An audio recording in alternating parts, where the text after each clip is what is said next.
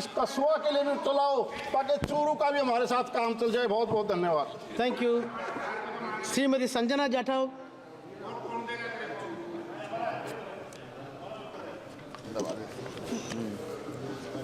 धन्यवाद अध्यक्ष महोदय। आज मैं हमारे देश की जीवन रेखा भारतीय रेल की बिगड़ती स्थिति पर अपनी गहरी चिंता व्यक्त करने के लिए खड़ी हुई हूँ। जबकि विभिन्न सरकारों ने इस महत्वपूर्ण संस्था को मजबूत करने का प्रयास किया है, यह देखना अत्यंत दुखद है कि वर्तमान सरकार तहत काफ़ी दिन ब दिन खराब हो रही है। आज जो तथ्य मैं प्रस्तुत करना चाहूँगी वह मात्र आलोचना नहीं है, बल्कि आधारित आंकड़े और रिपोर्ट जीवन अनुभवों पर आधारित है। बजट आवंटन 2024-25 रिकॉर्ड संख्या के पिछले प्रबंधन की कमी है।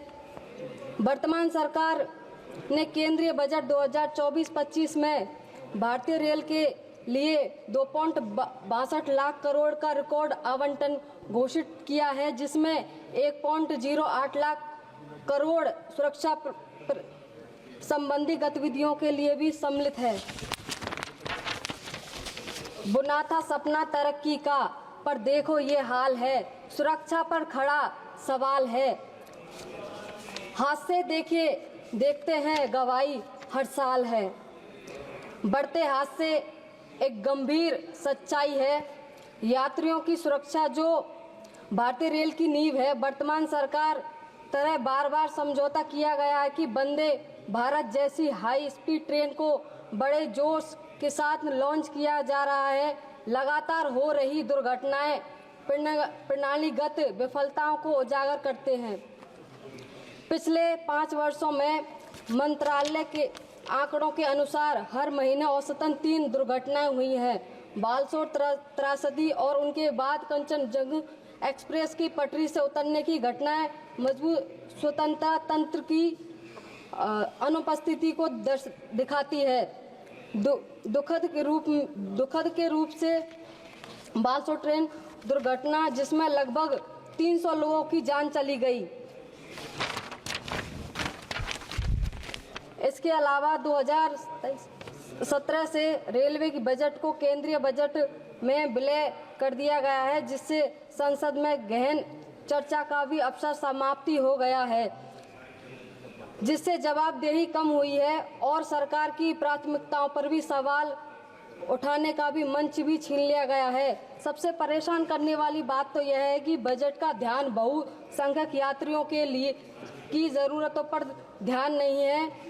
हमारी 90 आबादी सामान्य और बिना आरक्षित डब्बों पर भी निर्धारित करती है। फिर भी बजट का झुकाव उच्च वर्ग 10% आबादी के लिए लग्जरी सेवाओं की भी और यह रेलवे की सभी नागरिकों की समस्या के मिशन के एक खतरनाक विलेटन है। सरकार का निजीकरण की ओर झुकाव जिसे आधुनिकीकरण के रूप में भी पेश किया जा रहा है, भारतीय रेल के सार्वजनिक सेवाओं के मूल्य सिद्धांतों को भी कमजोर करता है। निजी ट्रेन हो जैसे कि तेजा एक्सप्रेस ने पहले दिखा दिया है कि उनका टिकट की कीमत 1.5% दुगनी बढ़ा दी है, जिससे बढ़ती आबादी के लिए यात्रा महंगी हो रही है। महिलाओं के लिए, नागरिकों, दिव्यांगजनों और सुरक्षा कर्मियों के लिए रियासतें समाप्ति हो सकती हैं, जिससे कि लाखों कमजोर नागरिक प्रभावित होंगे। शौचालय गंदे बने हैं और यात्रियों ने भी स्वच्छता को लेकर भी शिकायत की है। बुनियादी ढांचे को अधूरे वादे उपेक्षित कर जरूरत भय घोषणाओं के बावजूद भी रेलवे की आधुनिक का सपना अभी भी दूर है। 40% से अधिक रेलवे ट्रैक नवीनीकरण के लिए लंबित है। 55% से भी अधिक स्टेशनों पर भी पानी का पीने बैठने जैसी बुनियादी सुविधाओं की भी कमी है। एक पुकार की सुधार कि माननीय अध्यक्ष महोदय, रेल मंत्री केवल एक संस्था नहीं है, यह हमारे देश की प्लीज कंक्लूड। बस एक मिनट प्लीज। हमारे देश की धड़कन है। इसके बावजूद भी वर्तमान सरकार तहत इसकी आत्मा को खराब शासन और उपेक्षा कर द्वारा कमजोर किया जा रहा है।